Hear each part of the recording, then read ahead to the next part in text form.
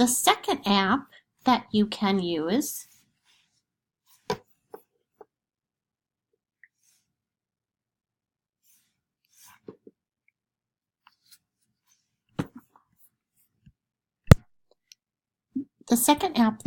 work on if you finish the Foos and Snoopy is Box Island.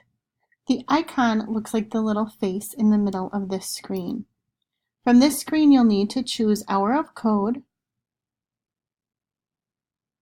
choose your character. You can choose a nickname and you can put in your first name and then choose your age. You will choose 6 to 8 years old.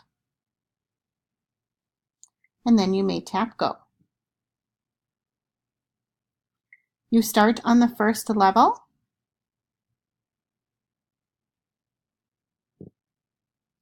And win the level by collecting 3 stars. Tap to go.